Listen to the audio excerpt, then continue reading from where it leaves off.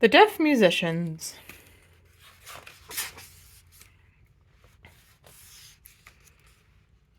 Lee was a piano man. Every night he would walk on stage at the jazz club to play his piano, snazzy style. It went something like this. Plink, plink, bump, plink, plink. Yimba thimba tang, zang, zang.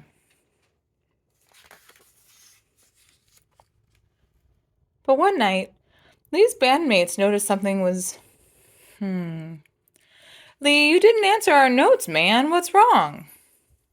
Lee was almost afraid to tell them. He couldn't hear their notes. He was losing his hearing. His bandmates tried to cover for him, but Lee was just plain off.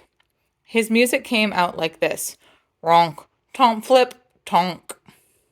It wasn't long before the bandleader noticed too. I'm sorry, Lee, but I have to just let you go. Who will listen to a deaf musician? Poor Lee, he couldn't hear the trumpet go doodle-bop-bop, boo-bang-bing, and he couldn't hear the bass go bum-ba-bum, bum-ba-bum. That night, riding home on the subway, Lee saw an advertisement for a school of the deaf. Maybe I can learn how to do something new, he thought.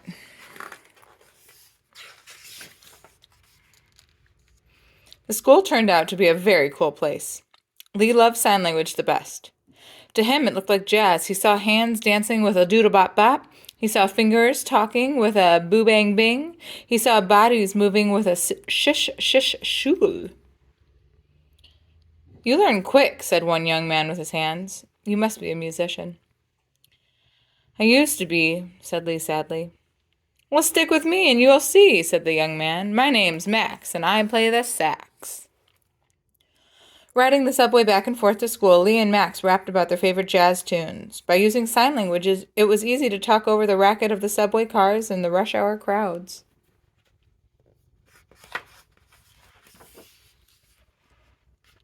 On one ride home, Lee and Max got to playing a song.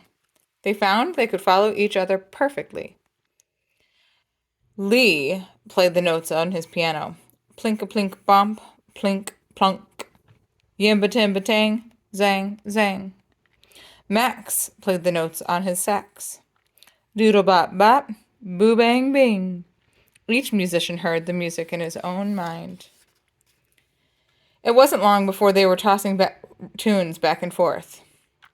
One evening, a woman came up to listen to them. I know this song, she sighed, fingers aflutter as if playing a stand-up bass. Bum-ba-bum, bum-ba-bum. I like your style, said Lee.